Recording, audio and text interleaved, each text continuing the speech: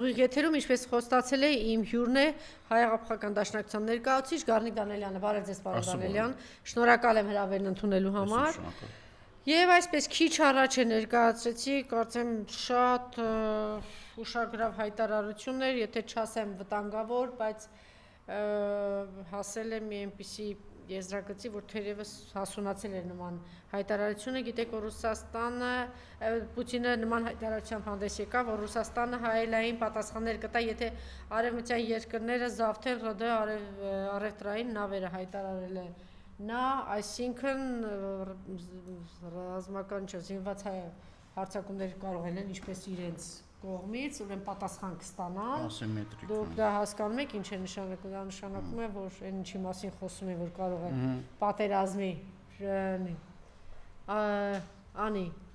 պատերազմի բանին հասնել, իսկապես այդպիսի բարդ բան վիճակում ենք։ Խնդրեմ սրա մասին, եթե ուզում եք խոսել։ Մի քանի բառով խոսենք դրա մասին, չնայած շատ ենք խոսել այն բանի մասին, որ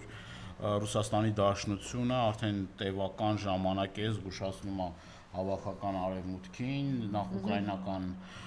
Ուկրաինայի հարցով, Ուկրաինայում ստեղծված այս բարդ իրավիճակում պայմաններում զգուշացնում հավաքական արևմուտքին, որ եթե շարունակեք այն քաղաքականությունը, որը որդեգրել եք, ասենք Ռուսաստանի դեմ այս պատժամիջոցները, Ուկրաինային զինելը, տարբեր զինատեսակներով, պարզ է, որ Ռուսաստանի Դաշնությունը հիմա պատերազմում է 50-ից ավել երկրների հետ եւ բնականաբար թե Վլադիմիր Պուտինը, թե Անվտանգության խորհրդի քարտուղարի տեղակալը Մեդվեդևը բազմաթիվ անգամներ զգուշացրել են, որ այս ճանապարհը ոչ միտեղ չտանող ճանապարհ է եւ ավելի ասրելու իրավիճակը տանելու անթուփ միջև էսկալացիայի եւ այդտեղից շահող պետություններ չեն լինելու։ Ուղղակի չեն լինելու եւ Ռուսաստանի Դաշնությունը օգտագործելու է ձեռքի տակ եղած ամբողջ զինանոցը, սկսած քաղաքական, ուրեմն կոչերից եւ նաեւ զգուշացումներից միջև արդեն որ բանը բանին արդեն ասնի, բնականաբար դիմելու է արդեն ոչ ասիմետրիկ քայլերի, այսինքն ոչ համաչափ, անհամաչափ քայլերի, այսինքն մեկ նման դեպքին կարող է պատասխանել մի քանի, այսպես ասած, մի քանի օրինակ նավերի խոցմամբ տարբեր արևմտյան պետությունների նավերի խոցմամբ կամ ոչնչացմամբ կամ նման քայլեր անելով,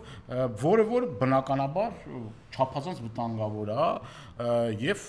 մեր տարածաշրջանի համար եւ առհասարակ աշխարհի երկիր մոլորակի համար միջուկային գերտերություն, եթե հասցնեն այդ պետությանը արդեն նրան, որ արդեն էլ բան չլինի,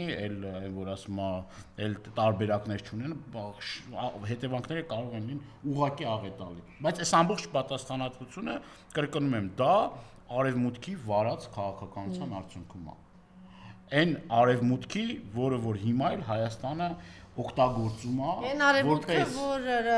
Մեծ Բրիտանիայի նախկին վարչապետը, որ թույլ չտվեց, որ խաղաղության անկնքվեր, հասել էին այդ եզրագծին եւ ինքը հպարտանում է դրանով, որ թույլ չի տվել, որ Թուրքիայի բանակցությունները ձախողեցին, չէ, որտեղ արդեն հաշտության ման եզրին էին եկել եւ կար հստակ պայմանավորվածություն Ռուսաստանի եւ Ուկրաինայի միջեւ եւ հպարտությամբ ներկայացնել, որ իրենք են տապալել եւ Մակրոնը տապալեց այն սկզբում, հետո Մեծ Բրիտանիայի նախկին վարչապետը տապալեց, այո, եւ առաջ Միսկում այդ բանակցությունները, Միսկի ֆորմատներ, աղետալի հետևանքներ ունենալ, ինչի մասին շատ խոսում էին։ Մի քանի այլ հայտարարություններ Ալիևն է խոսել, ազգակործանը խոսում է խաղաղության մասին, որ պիտի խաղաղություն կնքենք, բայց այ քիչ առաջ հենց նոր, հա, մեզ մոտ տարածվեց, որ ուրեմն հպարտությամբ է ադրբեջանական կողմը ներկայացնում, այսպես իբրև տուրիստական մեծ ձեռքբերում, հողին հավասարեցված մեր տաճարը Ստեփանակերտի կենտրոնում գտնվող եւ կողքը ներկայացնում են արդեն ավիրված, չէ, սկզբում եղած, հետո ավիրված վիճակը կողքը գալիս հատուկ նկարում են եւ որպես հաղթանակ են ներկայացնում, մեր Բաքվում շարունակում են մնալ մեր հայրենակիցները, 3 նախագահներ, գեներալներ, մեծ բարերար շարունակում են մնալ այդտեղ, Հայաստանի օկուպացված տարածքներ եւ իրենք է շարունակում են հայտարարել, որ 300,000 ադրբեջանցի են բերում եւ դրա լրումն այդ ամեն ինչի, նաև Ալիևի հայտարարությունները, Ադրբեջանից Նախիջևան Հայաստանի տարածքով էլեկտրահաղորդման գծեր անցկացնելու նախագիծը պատրաստ է, հայտարարել է Ալիևը, իրենց բառով ասած Մուրազը արդեն իրականանում է, թրիպի իրականացումն արդեն սկսել ենք, այս թեման քննարկվել է նաև օգոստոսի 8-ին Թրամփի հետ, ասել է Ալիևը, հաջորդ տարի երկաթուղին կհասնի Հայաստանի սահմանին, Նախիջևանում երկաթուղու շինարարական աշխատանքներն արդեն ընթանում են, բա այսպիսի աշկալուսանք հայ ժողովուրդ Ալիևի կողմից եւ մյուսը Զանգեզուրի միջանցքի ստեղծումը մեր նախաձեռնությունն է, հայտարարում է Ադրբեջանի նախագահը, որ ուզում ես ճիշտ իմանաս, թե ինչ է ասում, էլի։ Մենք վստահությամբ եւ մեծ հմտությամբ քայլում ենք դեպի այդ նպատակը, մենք մոտենում ենք, արդեն մոտեցրել ենք։ Ահա, մեջբերման ավարտ, խնդրեմ։ Նախ դուք նշեցիք, որ թրիպի մասին է խոսք եղել, իրենք թրիպ բառը չեն էլ օգտագործում, ուղղակի օգտագործում են Զանգեզուրի միջանցք։ Այն ինչ որ իրականության մեջ կա, այն ինչ որ բազմաթիվ անգամներ զգուշացրել ենք, ասել ենք դա ուղղակի Զանգեզուրի միջանցք են ասում իրենք, շատ ժամանակ ասում են Հեյդար Ալիևի ուղի, ադրբեջանական խոսույթում արդեն նման ուրեմն բառապաշար են օգտագործում Ալիևի, Հեյդար Ալիևի անվան ճանապարհ, բան, այսպիսի խոսակցություններ կան, բնականաբար Ադրբեջանը շատ պարզ ու շատ կոնկրետ արդեն տևական ժամանակ ասում է իր իրականում ինչ է կատարում, ասենք եթե ուզում ես հասկանաս ինչ է իրական ծրագրերը, դու նայում ես ադրբեջանական մամուլը կամ ղեկավարներին եւ տեսնում ես թե հետեւողականները ոնց են իրականացնում իրենք իրենց արժեվ դրած ծրագիրը դրանից առաջ ասում էին որ մենք պետք է այդ ճանապարհը ունենանք, ստեղից հերքում էին, ասում են նման բան չկա, հետո պարզվում էր որ ոնց չկա արդեն պայմանավորվածություն էլ կա, փոխըմբռնում էլ կա, իրենք գիտեն էլ այդ որ ասում են բանա, չէ, մի հատ տերմին էին օգտագործում, այս իշխանություն կոչվածները ասում են փոխադարձ հնարավորություններով միացից հետաքրքիր բառ կար, ճիշտ է, հեսա մտաբերեմ ասում են որ միտքը հետևյալն էր, որ այդ ճանապարհները որ կան, անխոչնդոտ ճանապարհը, այստեղից մենք անխոչնդոտ ճանապարհ տալիս ենք, ուրիշ տեղից անխոչնդոտ ճանապարհ ստանում ենք։ Պարզվեց, որ ոչ մի անխոչնդոտ ճանապարհ Ադրբեջանը Հայաստանի չի պատրաստում ուղղակի տրամադրել։ Չկա նման բան։ Ադրբեջանը ճանապարհ վերցնում է, ենթակառուցվածքները վերցնում է, ամեն ինչը իր ձեռքի տակ է վերցնում, կտրում է Հայաստանը Իրանից, ստանում այն ամեն ինչ որ իրեն պետք է, բավականին պետք է խոստովանենք ճկուն կարողանում է համագործակցել տարբեր աշխարհաքաղաքական վեկտորների հետ, ստանում այն ամեն ինչ որ իրան պետք է, այս ամեն ինչը Հայաստանի Հանրապետության հաշվին է տեղի ունենում։ Այս նույն իշխանությունները, ես ուզում եմ մի հետաքրքիր բանի մասին խոսել, տեսեք դուք ասացիք, որ ավիրվում են հայկական եկեղեցիները Արցախում, այս մեր հայկական եկեղեցիները Արցախում ավիրվում են այս իշխանությունների լուռ համաձայնությամբ։ Իշխանական տարբեր վերնախավում գտնվող տարբեր պաշտոնյաներ իրար հերթ չտալով ասում են, որ սա Ադրբեջանի ներքին գործն է։ Ասում են, դե մի եկեղեցի է, քանդել են, ինչ եք տենց ընկել սարուձոր, ինչ եք նեղվել, մոռացել եք Արսեն Թորոսյանի հայտարարությունը։ Ասում են, եկեղեցի ասում է, քանդել են, ասում է, ինչ անենք, ասում է, քանդել են։ Էս է իրանց բովանդակությունը, արժե համակարգը, իշխանության հավաքական պատկերացումը, միտքը, բարոյականության իրենց արժե համակարգի դրսևորում է այս ամեն ինչը եւ եթե մեր համար հայ առաքելական Սուրբ եկեղեցու հետևորդների համար կամ առհասարակ հայ մարդու համար մեծագույն ցավ ու ողբերգություն է, ուղղակի խայտարակություն ու խարան է, երբ որ տեսնում ենք որ մեր պատմամշակութային արժեքները Արցախում ավիրվում են, վերանում են, վերացվում են, ջարդում են, քշում են, վանդալիզմ այնտեղ խայտարակություն է ուղղակի կատարվում, ամեն անգամ նոր կադրեր տեսնելով նորից էլի լրացուցիչ անգամ մեռնում ես։ Էլի մեռնում ես, էլի հետ ես գալիս, եթե դա հետ գալ համարվում է, այսինքն ամեն անգամ այդ կադրերը տեսնելով, բայց ԿՊԱ-ականների համար սա նորմալ երևույթ է։ Նորմալ բան է, տաճարները կավիր են, բանը գերեզմանները կավիր են, պատմամշակութային կոթողները 5000 ավել պատմամշակութային կոթող ենք ունեցել Արցախում, հիմա ես չգիտեմ, այդ 5000-ից քանիսն է մնացել։ Հիմա մի հատ ծպտուն բարձրացնում են, ասում են միջազգային հարթակներում թե ինչ է կատարվում, ինչ դե բանարի էթնիկ զտում ցեղասպանությունների, հիմա էլ մշակութային առումով ոչնչացնում են հայկական հետքը Արցախում։ Ու սրանից հետո ուզում ենք, որ մեզ ինչ որ մեկը աշխարհում հարգի, մեր երկիրը, մեր պետությունը ինչ որ մեկը կարա մեզ հարգի դրանից հետո, ասում դուք սկի ձեր գերեզմաններին չեք տեր կանգնում, դուք սկի ձեր պատմամշակութային ժառանգությանը չեք տեր կանգնում, ինչ մնաց հիմա էլ մեծ խոսակ արժե համակարգից եւ այլից, սա ես ուզում եմ մեր հերոստատիտողները իմանան, որ սա ծրագրի մաս է, սիրելի հայրենակիցներ։ Այդ եկեղեցիները քանդելը, ավիրելը, բանը, սա ադրբեջանա-թուրքական ծրագրի մաս է, որի հետ քիրվայություն են անում ուզում են, ադրբեջանցիների հետ ուզում են առևտուր անեն, չգիտեմ, քաբաբու, խորովածու, եսի ինչ ուտեն, դիմավոր են այդ մարդկանց, ասում են, չէ, ժամանակին ասում են, դե ինչ կասում, մենք կդիմավորենք, ասում է, բաներին, ադրբեջանցիներին, այսինքն առանց պատմական հիշողության, առանց այդ անցյալը բան անելու, գնահատելու, վերարժևորելու, հասկանալու ինչ է կատարվել, հրաժարվեցին նաև սա մասին շատ են խոսել, բայց պիտի նորից էլի ասենք, հրաժարվել են միջազգային հայցերից, այդ մարդիկ, որ հիմա ինչի պիտի մոռացության մատնենք մեր անհետ կորածներին, այն մարդկանց ընտանիքներին, այսինքն ջնջենք, էլի ամբողջ հիշողությունը ջնջենք։ Չի եղել,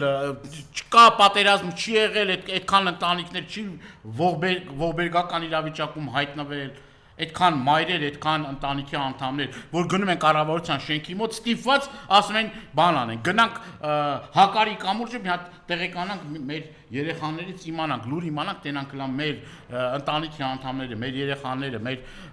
եղբայրները, մեր քույրերը ինչ վիճակում է Վաշեն տանապես, ինչ վիճակում է։ Այսինքն այդ առումով էլ են ձեռները լվացել։ Գանք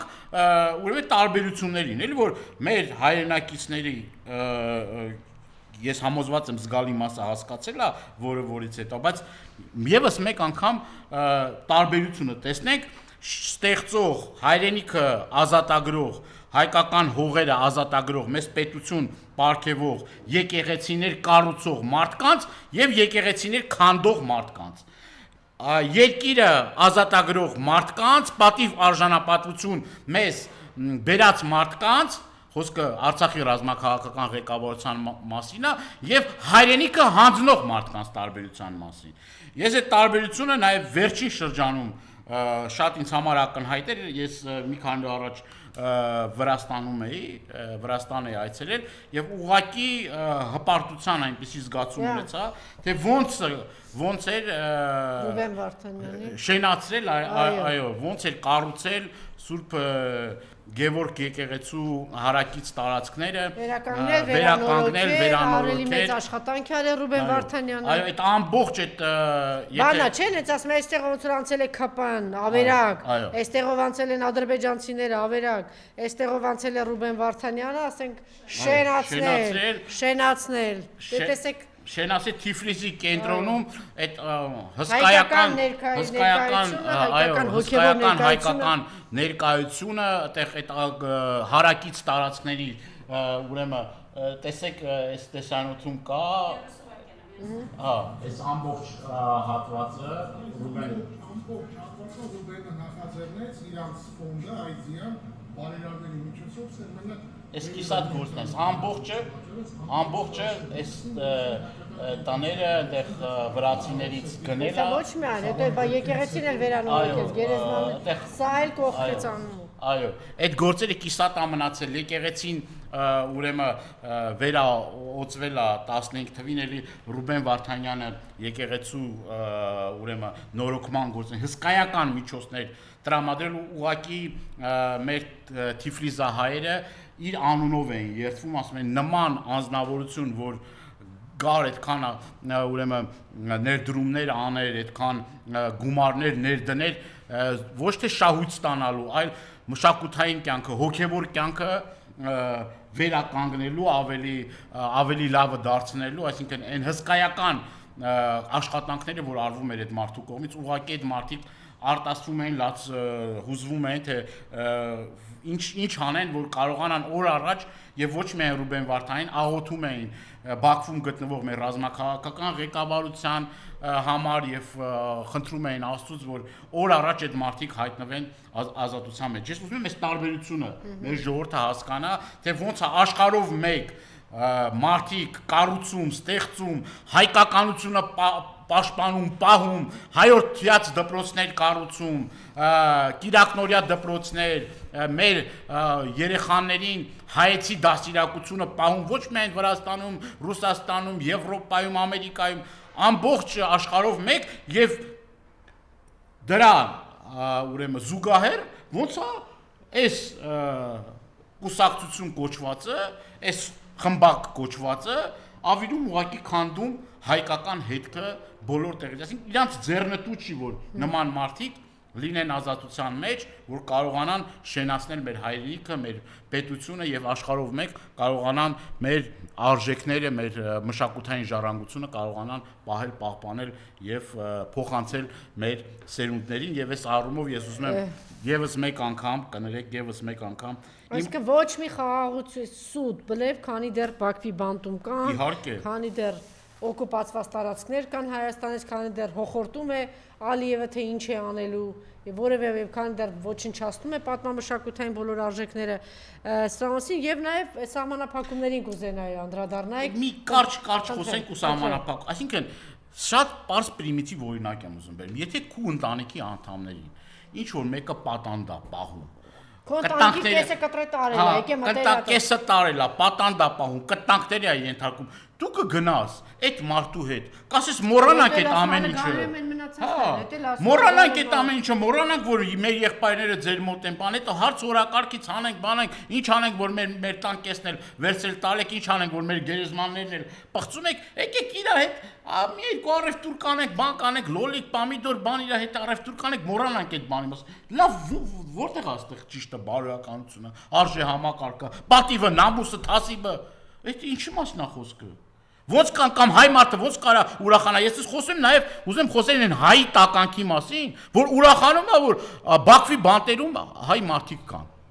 Հայ տականք, այս մասին պետք է խոսանք։ Այդ տականքներ այն մարդիկ, որոնք որ հրճվանքով ուրախությամբ են, նայում թե Բաքվում ինչ խայտարակ դատավարություն ա գնում եւ ուրախանում են այդ մարդկանց դժբախտությամբ։ Ձեր մեջ հայի արյան ինչ որ նմուշներ մարդիկ, որ ասում են կաթողիկոսը Հասմիկ ինչի ան այդ Հակոբյանը падգամավոր ԱԿՊ-ից, ասում են համար կաթողիկոսը հոգեվոր առաջնորդ չի, այ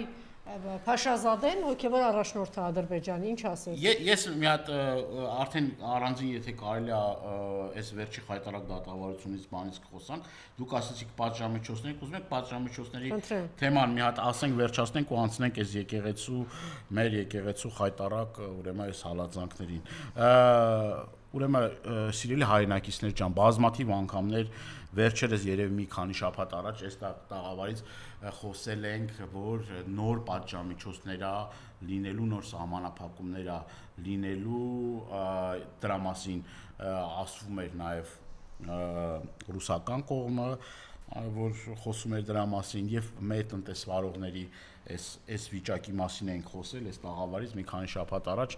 այդ սահմանափակումները կարծեք թե գնալով ավելանում են եւ ուզում եմ նաեւ մի երկու բառով խոսել այն մարդկանց խնդիրների խնդիրների մասին, որոնք որ ինձ գրում են, ինձ հետ կապ են հաստատում, զանգում են, ես բոլոր ձեր ուղարկված նամակներին ուշադիր նայում եմ, որին հասնում եմ, պատասխանում եմ, որին չէ առաջիկայում ես կպատասխանեմ ձեր այդ խնդրանքներին, ձեր հարցերին, հորդորներին, բողոքներին, ուղղակի խայտարակ վիճակա Տիկին Թովմասյան, մեր տնտեսվարողները իրենց ապրանքեր որ խոսում են, բայսա կտանեն Եվրոպայում կվաճառեն եւ այլը, նախ օրինակ օրինակները շատ են, օրինակ ձկնարդյունաբերությունից կարող ենք խոսել, այն ձուկը որ Եվրոպայում պետք է տարվի, վաճառվի, այդ ձուկը օրինակ ստեղի վաճառքի գնի, որ վաճառվում է Ռուսաստանին, կես գնով եթե կարողանան վաճառեն, ուրեմն լավ է։ Այսինքն եթե ռուսական շուկայում կարողանում են մոտ 10 եվրոյի չափով գումարի չափով վաճառել, ուղիղ դրա կեսն են կարողանալու վաճառել։ եթե հնարավորություն ունենան վաճառելու։ Ավելացնեմ նաև, որ շուկաների հետ կապված բավականին լուրջ խնդիրներ կա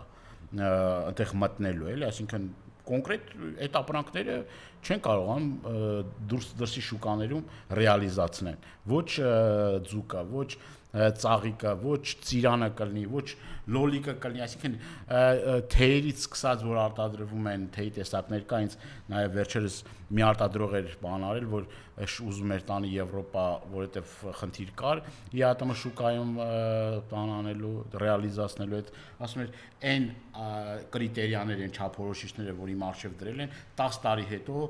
միգուցե հասնենք այդ չափանիշներին, այդ չափորոշիչներին, որ կարողանանք տանենք Եվրոպա, թե չտանենք Եվրոպա։ Այսինքն, այս խայտարակ վիճակի մեջ է, այդ որ մենք խոսում ենք եւ այնտեղ տարբեր ոչ ոլորտից հասկացող մարդիկ, ֆեյքեր կան, բան կան այնտեղ, որ գրում են, ասում են, բա ինչ ա եղել, այդ մարդկանց վիճակը վատ է, կառավարությունը էս անում, կառավարությունը կարող է մի քանի իրենց այսպես լոյալ մի երկու ընկերությունների լավ էլ գումարներ հատկացնի։ Հնարավոր է որ հատկացնի, բա այդ մի քանի իրենց լոյալ ֆիրմաներից զատ կան հարյուրավոր հազարավոր պարտքերի վարկերի տակ կքած մարդիկ, որոնք որ կառավարության շենքի մոտ օրեր առաջ հավաքվել էին, չէ՞։ Ասում են մենք էլ ոսկի ու բան չի մնացել, որ չտանենք գրավ դնենք այդ բարեկամներից, հարազատներից։ Բայց մի հոգուն որ այցելում ենք, հետո պարզվեց, որ այդ էլ ձուկ չի, այդ էլ բանա խավիարի արտադրություն է, իրական ձկան արտադրություն չի, բայց մնացածին չեք տեսնում ինչ վիճակ է։ Չեք տեսնում այդ մարդիկ ինչ անելանելի վիճակում են հայտնվել եւ իրենց ապրանքը չեն կարողանում ուղղակի ռեալիզացնել։ Շուկաները փակել են։ Եվ պարզ, այսքանը ինչի համար ասեցի, ուզում եմ ներկայացնեմ այն մարդկանց ուղղակի վիճակը, թե ինչ իրավիճակի մեջ են հայտնվել, որ մեկից տունն են ձերքից վերցնում բանկը չի սպասում, բանկը ասում է բերեք իմ փողերը տվեք, ու այդ մարդիկ 10 չեն, 20 չեն, 100 չեն, հազարավոր այդպիսի տնտեսվարողներ են, որոնց համար դուք այլընտրանքային շուկա չեք ստեղծել։ Այդ որ ասում են դիվերսիֆիկացիա, Տիկին Թովմասյան, դիվերսիֆիկացիա տեղի չի ունեցել։ 5 տարի շարունակ ազգային ժողովի ամբիոնից ես ինքս ասել եմ, որ շուկաներն եք դուք բացել, որ հիմա այդ շուկաներն էլ փակում եք։ Բայց ինչ որ միտեղ բացեն, չէ՞։ Շուկայի տեղ պետք է բացեն, որ դրանք այնտեղ փակել են,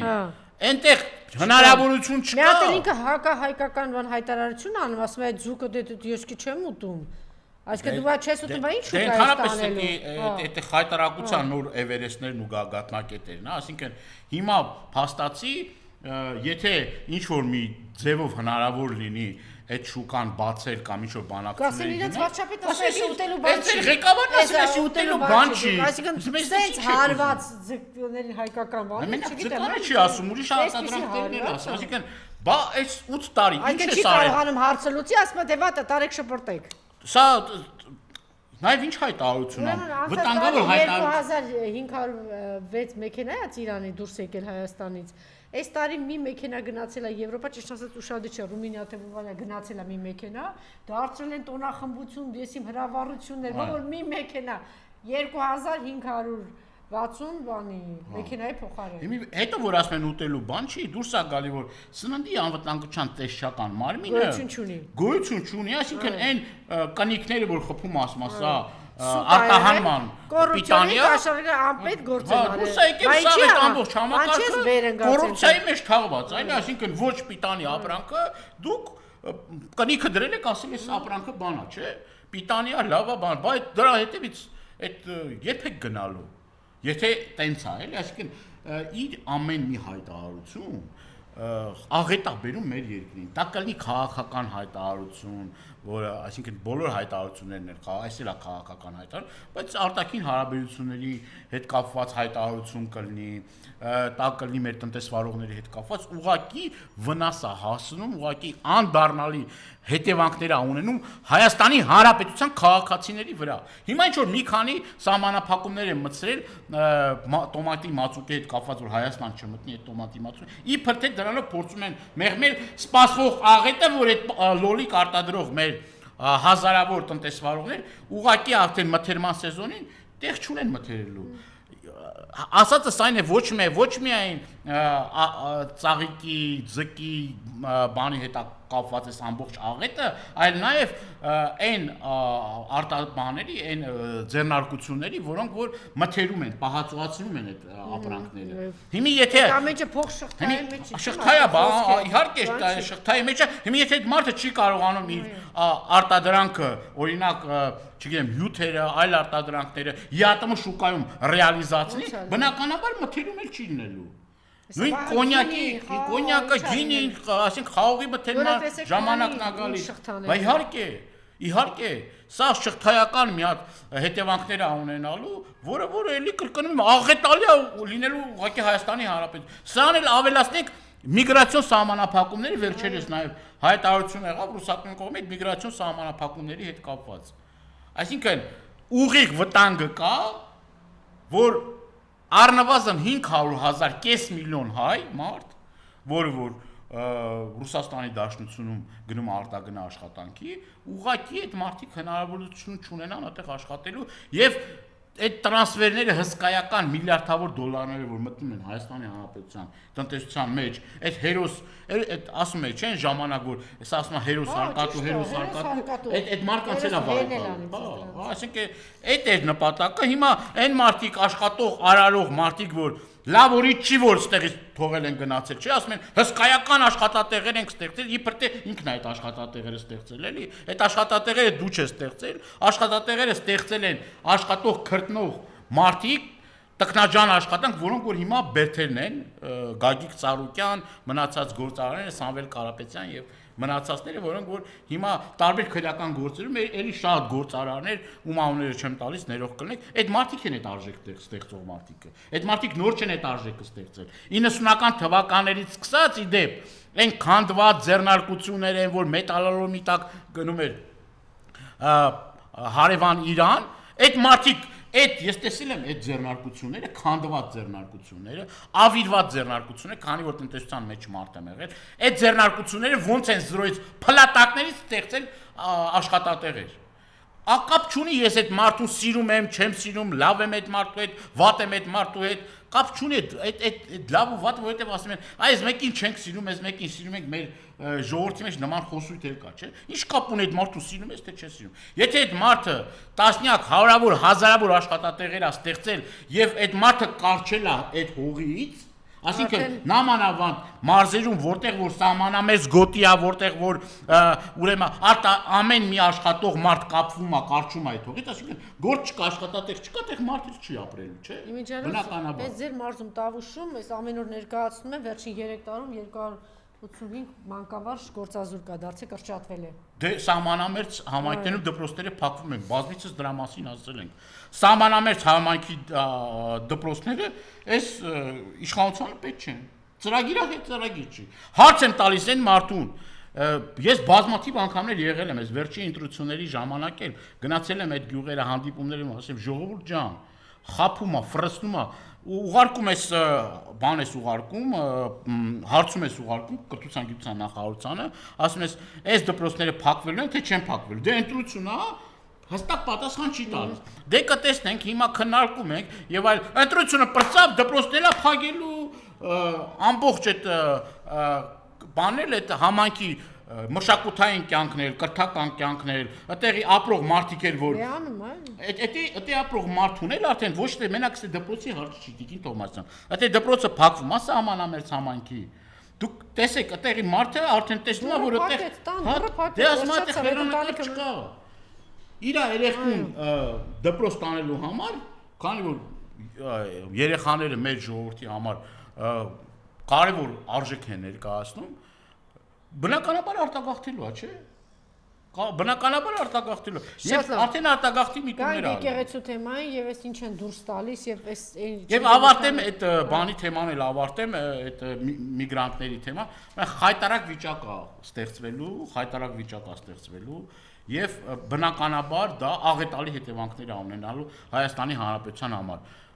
Բացի դրանից էլ ուզում եմ եւս մեկ անգամ զգուշացնել, շատ կարեւոր թեմայի մասին եմ ուզում խոսել։ Էներգակիրների կապված հարցը։ Սկսած ուրանի, Հայաստանի Հանրապետության ատոմական առանցուրան չի աշխատում ժողովուրդ ջան։ Այդ ուրանն էլա գալիս Ռուսաստանի Դաշնությունից, այդ գազն էլա Ռուսաստանի Դաշնությունից գալի, բնական գազը, հեղուկ գազն էլա Ռուսաստանի Դաշնությունից գալիս։ Էլ չեմ ասում ձեթ, ցորեն, կարակ, կրուպեղեն եւ այլ եւ այլ։ Այդ բոլոր ապրանքները, որոնք որ մտնում են Հայաստան, թանկացման հետևանքով էլի տնտեսության վրա ահռելի մեծ վնասներ են հասնելու մեր տնտեսությանը։ Ահռելի մեծ այս պահի դրությամբ նախադեպը չունեցող բանա տեղի ունեմ, հեղուկ գազը արդեն Հայաստանում այս սեզոնին 240 դրամ է։ 240 դրամ է հեղուկ գազը։ Դուք պատկերացնեք արդեն ձմեռվա ամիսներին ինչ կարա տեղի ունենա, եթե հանկարծ տարիֆների փոփոխություն լինի։ Այդ պարագայում արդեն եթե գազի գինը, ինչի համար եմ մանրամասն ասում, որովհետև այս սա անչափ կարևոր է։ Եթե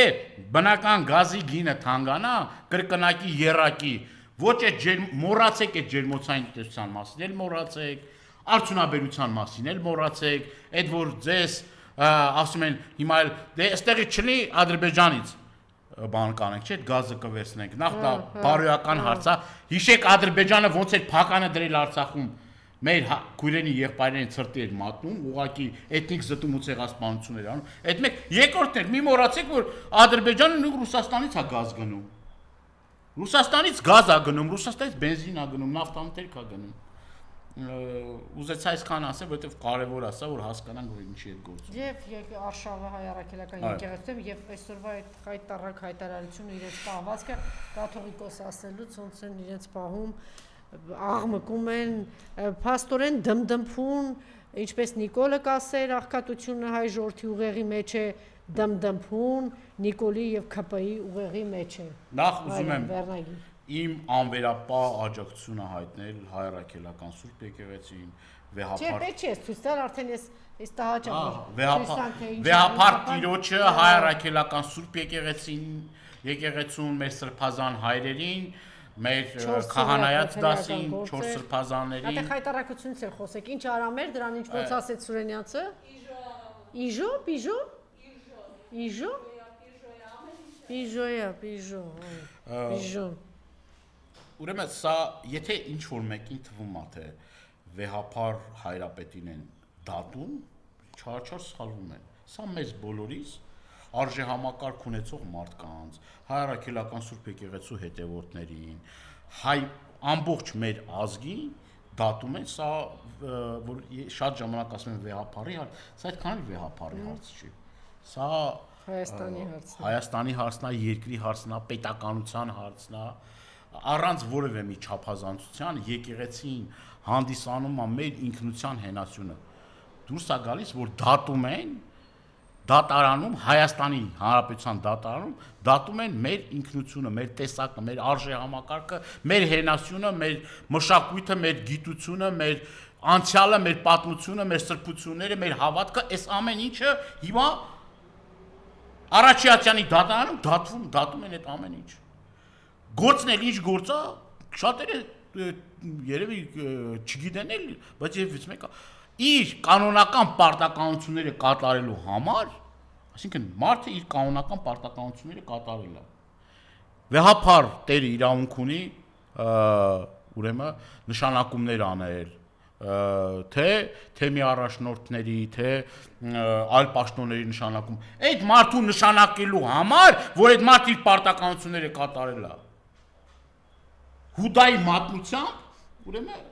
տեղի ունեցել է հայտարարությունը, ճիշտ է ինքնաբացարկ հայտարարեց դատավորը, բայց ճիշտ է, սա կես քայլ էր։ Ես ուղղակի իմ խոսքն եմ ուզում ասեմ,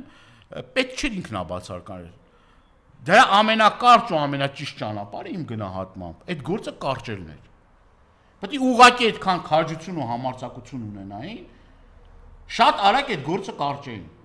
Բայց նաև տեսակետ կա, որ գործ եթե սկսես, այսինքն դու ընդունում ես դա, իսկ ինքը ի սկզբանե հայտարարեց, որ օծված մարդու նկատմամբ սկսելը արդեն իսկ Ես իմ գնահատականն չգիտեմ, համենայն դեպս։ Շատ լավ, եւ ՔՊ-ի պահվածքը եւ այսօրվա ուղղակի բոլոր լկտիության մեկ էլ մի շատ կարևոր բան եմ ուզում ասեմ։ ինքս էլ ներկա էի Էջմիածնում տեղի ունեցող ուրեմն այդ հայտարարությանը, սա մեր ազգի խարանն է, մեր ժողովրդի, որ այս ամեն ինչը տեղի ունենում։ Սիրելի հայրենակիցներ ջան, ես խնդրում եմ ուղղակի ակտիվ մասնակցել այդ դատական process կոչվածին, այդ ֆարս կոչվածին, մասնակցել ի պաշտպանություն հայ-առաքելական Սուրբ եկեղեցու համար տեղի ունեցող ակցիաներին եւ սատարել ուղղակի մեր եկեղեցուն, մեր պետությանը, մեր սրբազաններին, սա անչափ կարևոր է եւ շատ կարևոր է, որ նաեւ մենք խոսենք նաեւ մեր քաղբանտարկյալների մասին, որոնք որ հիմա գտնվում են Հայաստանի Հանրապետության բանտերում, հանիրավի գտնվում են բանտերում, այդ մարդիկ ուղղակի այնտեղ խոշտանգվում են այդ մարդիկ եւ իրենց պայմաններից սկսած իրենց պահման պայմաններից մինչեւ բարեհոգեբանական ճնշման ենթարկելով այդ մարդկանց, ազատություն բոլոր քաղբանտարկյալներին եւ այս առումով մենք պետք է ամեն օրյա խոսենք սրա մասին, մեր ջանքերը ուղղենք այդ մարդկանց ազատ արձակմանը։ Ուղղակի չի կարող լինել մեր համար առաջին գերխնդիրը դա է։ Բաքվում պահվող մարդկանց ազատ արձակում, Հայաստանի Հանրապետության բանտերում պահվող մեր քաղբանտարկյալների ազատ արձակում։ Երկու անկյունակարային կարևորագույն հարցերը պետք է լինեն ամենօրյա մեր օրակարգի մաս։ Առավոտը որ դուրս են գալի մարդիկ տնից, պետք է այդ ամեն ինչը ուրեմն իրենց մտքի մեջ ունենան, իրենց հայտարարություններով։ Ես առիթից օգտվելով եւս մեկ անգամ կոչ եմ անում այն հանրային գործիչներին, որոնք իրենց կարծիքը չեն հայտնում վեհափառ հայրապետի դեմ տեղի ունեցող այս ապօրինություններից։ Հիշեք, թե քանի անգամ եք գնացել մայրաթոր, խնդրել կաթողիկոսի օրհնությունը եւ հիմա ձեներդ ու ծպտունները դուրս չի գալիս։ Հանրային քաղաքական գործիչներ։ Նույնը նաեւ վերաբերվում է նաեւ մեր ուրեմն քաղաքական գործիչներին, որոնք որ գտնվում են քաղբանտարկյալներին, որոնք գտնվում են Հայաստանի Հանրապետության բանտերում։ Հերթ էի կանգնում, որ այդ մարդկանց հետ նկարվեք։ Իրենց քանի անգամ եք սեղանի շուրջ նստել, կանգնել եւ ոտնկայս խմել այդ մարդկանց կենացները։ Քանի տներ, մեքենաներ եւ չգիտեմ, անշարժ գույք եք ստացել այդ մարդկանցից։ Ոնց կարելի է այդ ամեն ինչը ուրանալ։ Ոնց կարելի է ուրանալ։ Ու այն մարդիկ, որոնք որ հիմա էլի բերաները ջուր են կտրել եւ որևէ մի ծպտուն չեն հանում տեղի ունեցածից, որը հենց այդ մարդկանց նեղ շրջանակից էին եւ այդ մարդիկ ուղակի ձեն ու ծպտուն չեն հանում։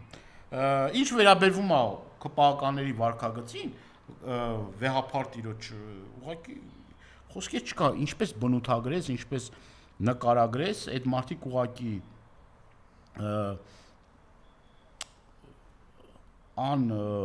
անբացատրելի, աննկարագրելի, ուղղակի զզվելի քստմնելի քայլի են գնում, որովհետև շեֆից հրահանգ են ստացել, որ ձեզ այս կերպ կպահեք, այս ոճի մեջ, այս ձևի մեջ կպահեք, ուղղակի խարան ու խայտարակություն է,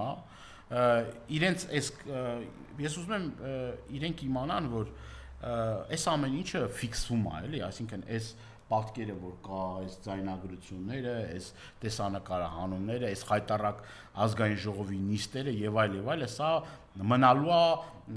պատմության եւ հիշողության մեջ եւ իրենց սերունդները տեսնելու են այս խայտարակությունը, տեսնելու են թե ինչպես է Հայաստանի Հանրապետության ազգային ժողովում նման քստմնելի, զազրելի, նողկալի, ուրեմն process գնում։